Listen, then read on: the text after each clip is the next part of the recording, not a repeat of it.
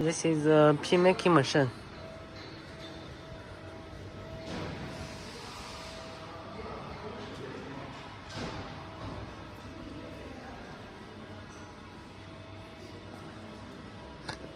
Brass wire coil fitting.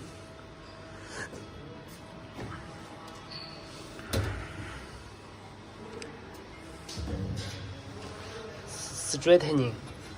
This is the servo motor fitting. Servo motor to control to catch the brass wires to fitting, and this is to straightening.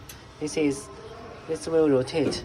This part will rotate to straightening and then fitting, and then fitting in here. Fitting in here, you can see the cutters. One cutter, two cutters, and the finished one will be out from here. Now the I-shaped pin, the key pins, the upper pins,